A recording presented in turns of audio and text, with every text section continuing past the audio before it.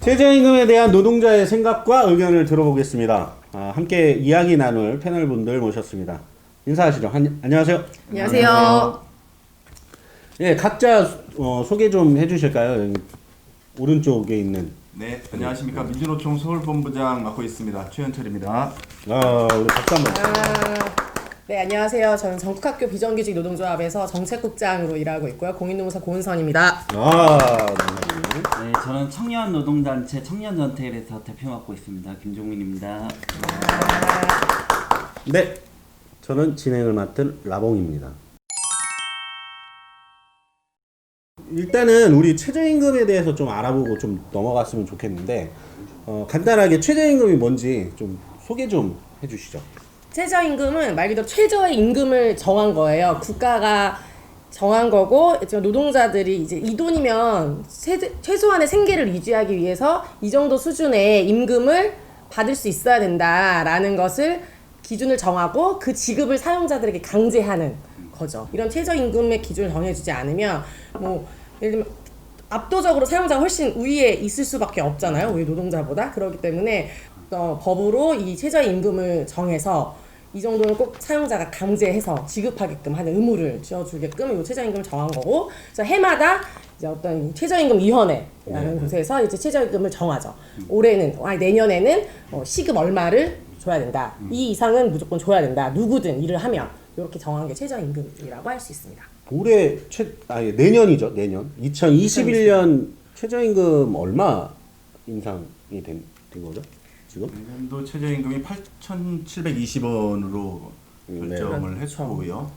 작년에 8,590원이었기 때문에 130원. 네. 시급 130원. 시급 130원이 올랐습니다. 주유를 제외했다라고 하면 130원 곱하기 174를 하면 22,600원 정도밖에 안 될 겁니다. 근데 이게 노동조합에 있는 노동자들은 단체 협상이라 그래가지고 단협으로 임금도 올리고 복지도 높이고 막 이렇게 하는데, 사실 미조직 노동자들은 이게 사장이랑 계약 맺을 때 제가 뭔가 적극적으로 의견 피력하기 어렵잖아요. 그래서 사실 저는 이 최저임금 위원회 결정한 이 최저임금이 전 국민의 어떤 단체 협상, 단협 같은 거라고 생각을 하는데, 이번에 단협에서 130원 오른 거죠. 그렇죠. 아까 그 최저임금이 뭐냐 물어봐서 그걸 보면 이제 제가 알기로 87년도에 처음으로 최저임금법이 도입이 된 걸로 아는데, 이 최저임금은 말 그대로 최소한의 굶어 죽지 않을 만큼의 이 사람이 살 수 있는 기준이어야 되는데, 지금은 사실 최저임금이 그 비정규직 노동자들에게 최고임금 아닌가요? 그렇죠. 그거 이상 주질 않잖아요. 네. 최저임금 법적으로 정했으니까 그거를 피하고 법적 처벌을 피하기 위한 딱 정확하게 최고임금이 된 상황이기 때문에 이게 어떻게 결정되느냐 굉장히 중요한 문제죠. 그러면 이번에 인상안을 봤을 때 1.5% 130원 이게 인상안인데 좀 어떠셨나요? 10원짜리로 바꿔서 확 집어던져버려요. 이건 너무한 거 아니냐고. 10원짜리는 요즘 없으니까. 그렇죠. 그러니까 작년에 240원 올랐던 거잖아요. 그래서 올해 130원 올랐고. 2년 동안 370원 올랐네요. 그러네요. 2년 동안 370원 오른 거죠. 500원도 안 올린 거예요. 500원. 네, 문재인 정부가 그 약속 파기하고 나서 이제 자신감이 생겼는지 그러니까. 막 과감하게 이제 100원씩, 200원씩 올린 거. 욕을 안 먹으니까. 네. 2018년도에 이제 뭐였죠? 어쨌든 문재인 정부가 방송에 나와서 1만 원 약속 못 지킬 것 같습니다. 사과한 게 맞아요. 2018년도 18년도. 7월이었어요. 네. 최저임금위원회의 결정으로 2020년까지 최저임금 1만 원을 이룬다는 목표는 사실상 어려워졌습니다. 최저임금위원회 결정 나고 나서 못 지키겠다라고 한 그 뒤로는 그냥 막 가는 그냥 막 가는 거예요. 네. 어차피 난 못 지킨다고 했으니까. 최저임금 그렇게 결정돼도 어쨌든 뭐 보통 협상을 해서 따내거나 수당을 받으면 되는 거 아니냐 이렇게 이해할 수도 있을 것 같아요. 협상을 하려면 노동조합이 있어야 되잖아요. 네네. 우리나라 노동조합 조직률이 10%예요. 10% 안팎. 네. 누가 교섭을 합니까? 그러니까 교섭할 수 있는 주체가 없기 때문에 법적으로 최저임금 딱 정해져 있는데 이거 안 바뀌시면 나가. 이거죠. 5인 미만은 나가도 그러니까 쫓아내도 거기는 근로기준법에 또 적용을 못 받아요. 그러니까 부당해고 신청도 못해 진호위원회. 이런 이제 사각지대가 엄청나게 많이 있기 때문에 말씀하신 것처럼 뭐 교섭해가지고 수당도 따내면 되는 거 아니냐? 원천적으로 불가능한 거죠. 노동조합이 없는 사업장에서는 임금은 그냥 사장이 정하는 거다. 근데 사장이 정하는 걸 최소한 법으로 이 정도 이상은 줘야 된다. 저희가 이렇게 하려고 하는데 그거를 이제 작게 이제 만들어준 거죠. 우리나라가 OECD 국가 중에서 저임금 노동자 비율 이 세계 최고예요. 네, 그러니까 이게 그 중위소득의 3분의 2 미만을 보통 그 저임금 노동자라고 이렇게 기준을 잡는데 대략 25% 안쪽입니다. 이게 세계 1, 2위를 다투는 거거든요. 그러니까 노동조합도 없고 그리고 최저임금을 받는 노동자들도 굉장히 많고 그렇기 때문에 최저임금을 어떻게 결정하느냐에 따라서 그 노동자의 삶의 문제가 완전히 달라지는 거죠. 이게 그러니까 아까 그 얘기를 하신 게 있어서 그러면 그러니까 수당을 올리면 되지 않느냐 이렇게 얘기를 하잖아요. 그러니까 이게 노동조합이 있는 경우는 교섭을 하는데 없는 경우는 법의 적용을 받는데 최저임금법이 2018년도에 산입범위라고 하는 문제가 발생을 했어요. 그러니까 기존에는 최저임금에 기본급과 고정급 정도가 들어가 있었다고 하면 그 산입범위라고 하는 문제를 갑자기 드러내면서 거기에 이제 각종 수당을 이 최저임금 안에 쓸어 넣어버리는 상황이 발생을 한 거죠. 그러니까 최저시급 자체가 되게 높아졌던 게 있어요. 그러니까 절대적으로 높은 게 아니라 이제 문재인 대통령이 이제 막 공약으로 하고 2020년까지 최저임금 내가 10,000원 만들겠다라고 하면서 2018년에 이제 최저임금 인상률이 역대 최대로 16% 정도 인상이 딱 되니까 맞아요. 이제 막 난리가 난 거죠. 곳곳에서 난리가 났겠죠. 사용자들이나 이런데 특히 뭐 최저임금 너무 높다 이런 이제 막 성화가 있으니 뭐 이런저런 논란 끝에 법을 개정한 게 이 최저임금 산입범위라는 걸 확대시켜버린 거예요. 그래서 제가 요 얘기를 제가 하려고 부른 것 같은데 우리 본부장님이 쭉 해주셔가지고 약간 역할을 잃은 느낌인데 여튼 그래서 최저임금 토스트 산입- 했고 스파이크 네, 하시면 돼요. 잘하셨고 그래서 최저임금 산입범위를 늘리면서 이게 최저임금 자체가 올라가도 임금이 삭감된다고 느끼게 돼, 아니 실제 삭감되는 효과가 생기게 된 거예요.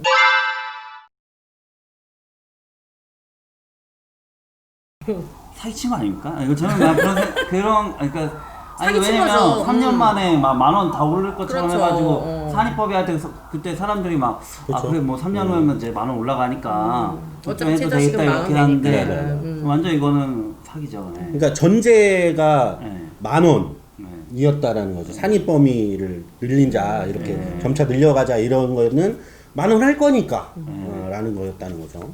최저임금위원회 이번에 저 위원은 아니었는데. 아 그렇죠 아닌데 결정되는 과정이 좀 어땠냐. 결정된 과정을 좀 그렇죠. 얘기해 주시면 좋을 것 같아요.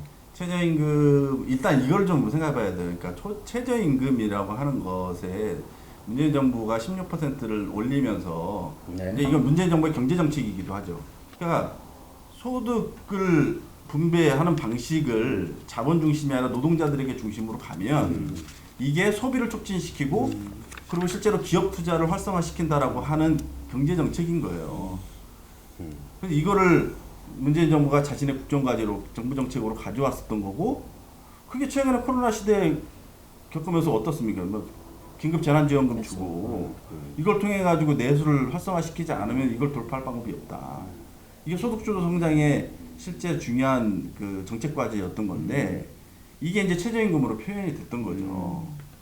근데 이거를 지금은 그게 아니다? 그건 아니지 않습니까? 지금도 소득주도 성장 포기하지 않았다라고 얘기를 하고 있어요. 지금도 소득 주도 성장한다고 하고 있다고 그럼 하는데 최저임금 이렇게 하고 있는 게 말이 되나요? 그건 아니죠, 기본. 그리고 최저임금위원회 들어갔을 때 재계가 마이너스 가져왔어요. 맞아요. 깎자고 그 그랬어요. 정부 입장에서 보면 소득주도 성장을 완전히 배반하는 행위지 않습니까?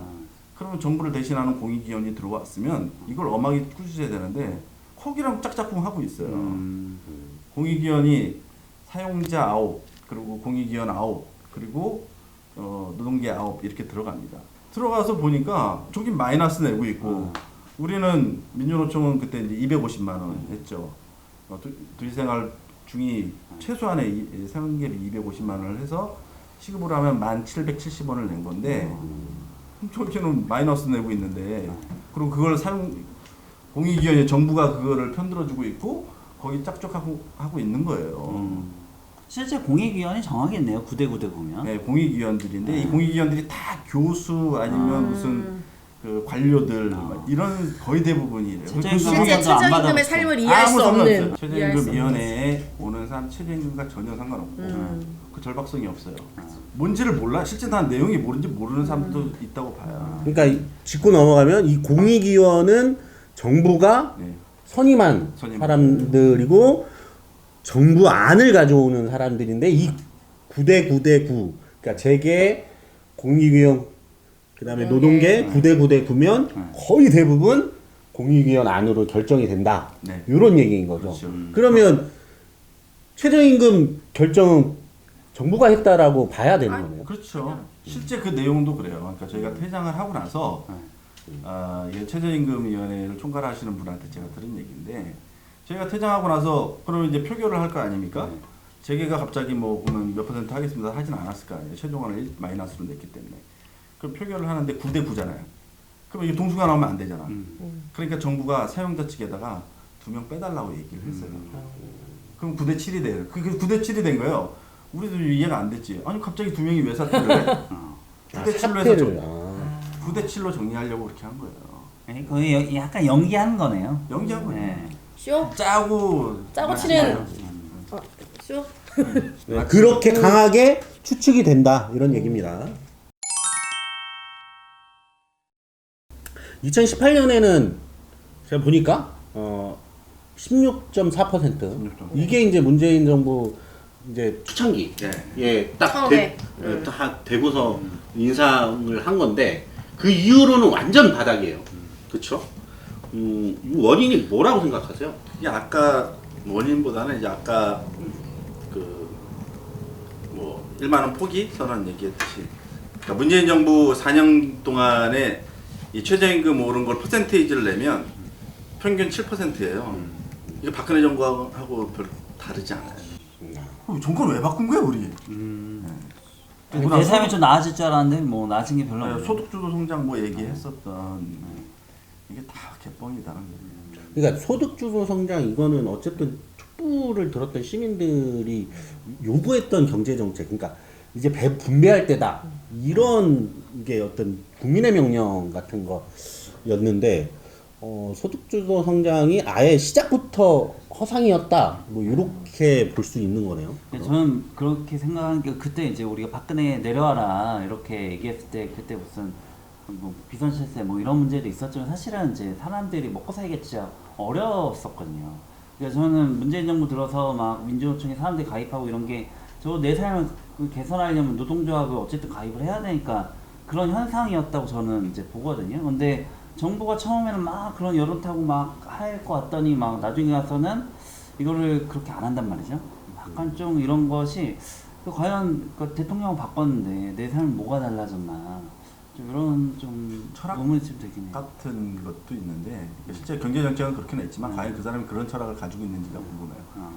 언제부턴가 그 의지를 거의 대놓고 잃었잖아요. 사실 주요하게 노동 정책, 뭐 경제 정책일 수도 있고 노동자들에게 주요하게 이제 약속했던 것들이 하나도 제대로 지켜진 게 없는 것이 계속 확인되고 있거든요. 최근에도 뭐 계속 나오지만 뉴스에 많이 나오지만 공공부문 뭐 비정규직, 정규직 하겠다. 대통령 되고 바로 다음 날 갔잖아. 임국공 사태 소위. 그거 제대로 안 됐죠. 여전히 공공부문 비정규직, 정규직은 전혀 제대로 되지 않았고 최저임금 같이 마찬가지인 거고 그런 노동 정책에 대한 의지가 전혀 없다고 보여질 수밖에 없는 거예요. 이거에 대해서 이제 최저임금 1만 원이 이제 급작스럽게 원래 원치 않았는데 마지막 그 다 안철수도 그때 안철수 때 그 후보도 내고 홍준표 그 후보도 당연히 2022년까지 만 원을 만들겠다고 하고 이런 흐름에 흘려서 했던 거 아닌가. 휩쓸려서. 그러니까 인기 영합적이었다라고 하는 게 돌아보면 그런 생각이 들더라고요.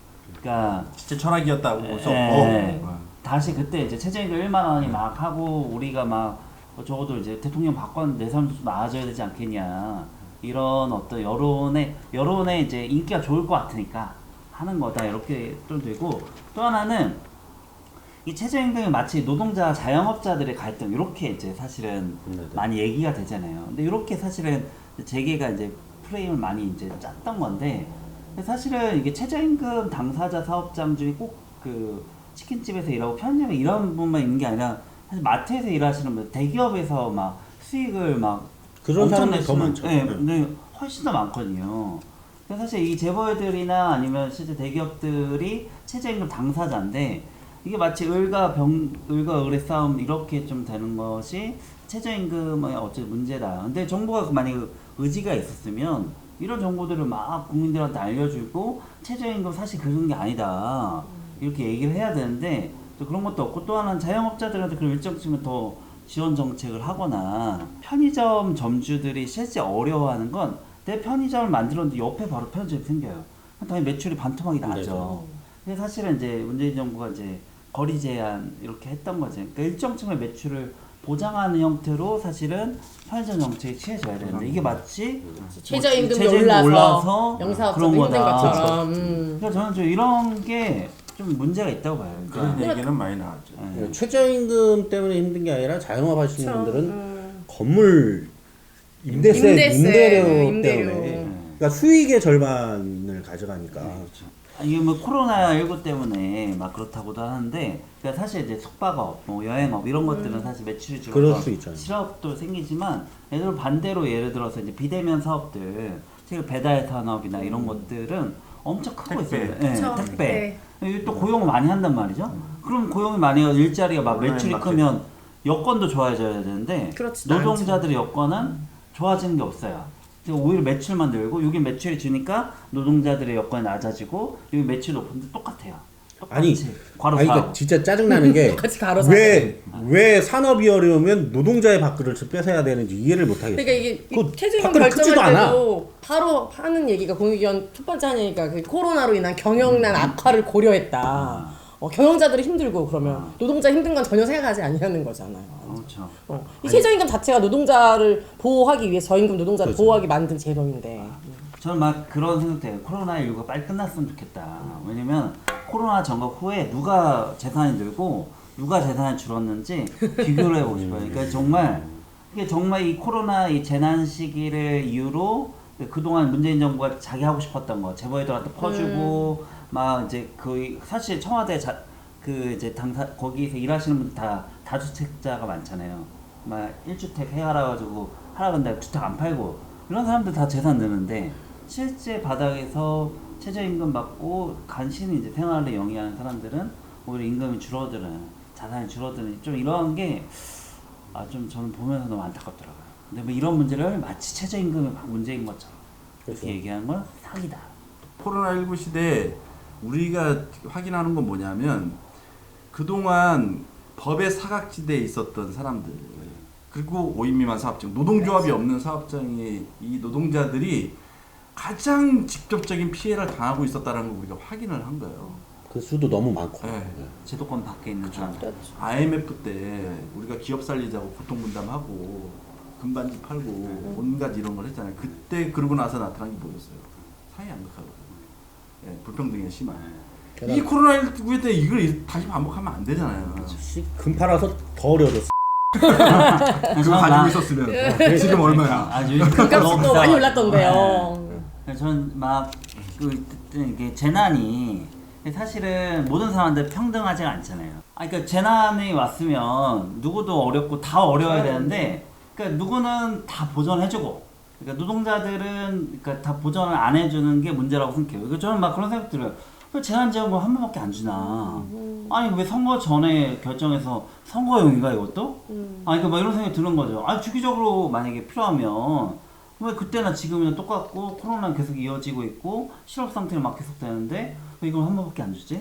막 이런 생각 저는 좀 들더라고요. 사실 방금 얘기하신 그런 지원금 같은 것도 되게 단기적인 어떻게 보면 그냥 일시적인 대책으로 내놓은 거잖아요. 어떻게든 뭐 그러니까 최저임금 이런 적용도 안 되고 이러니 그러니까 최저임금 받을 수도 없는 그런 상황이니까 코로나19 사태에 정말 근본적인 대책 어떤 노동 정책, 요 사각지대에 놓인 노동자들에 대한 대책 필요하다라는 것에 굉장히 많이 공감을 하고 있고 공감대가 많이 형성되고 있는 것 같아요. 그런 것에 맞는 정책. 네. 사회 안전망. 그러니까 그게 확인됐잖아요. 절반 이상이 그런 사각지대에 있다. 이들 어떻게 사회 안전망을 드릴 거냐. 좀 두 가지인데 하나는 말 그대로 그런 고용보험 이걸 전체한테 다 해라. 이거 대통령도 하겠다는 거예요. 건강보험 하듯이. 빨리 하라고. 빨리 해라. 이거 늦추지 말고 빨리 해라. 이거 하겠다고 하니까 하는 거야. 또 하나는 뭐냐면 노동조합이에요. 결국은 이 자본주의 사회에서 자기의 권리를 얻어낼 수 있는 방법은 노동조합을 통해서 가능한 거거든요. 그런 사람들이 이런 사회 안전망뿐만 아니라 자기의 권리를 주장할 수 있는 이 권리를 이게 이제 예전에 뉴딜이 뭐였어요? 그렇죠. 이 노동자들에게 자기가 뭉쳐서 싸울 수 있는 힘을 주는 거거든요. 자본가에 대항해서. 왜냐면 이게 너무 피해가 그들에게 가기 때문에. 그래서 그때 이제 그 뭡니까 부당노동 행위라든가 아니면 각종 그 노동 관련 법들을 개정해서 노동조합을 자유롭게 할 수 있는 걸 만들어냈던 거죠. 이번 코로나19 때 이게 필요한 거죠.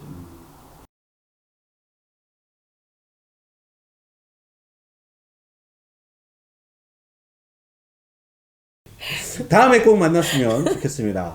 안녕. 자, 수고하셨습니다. 고맙습니다.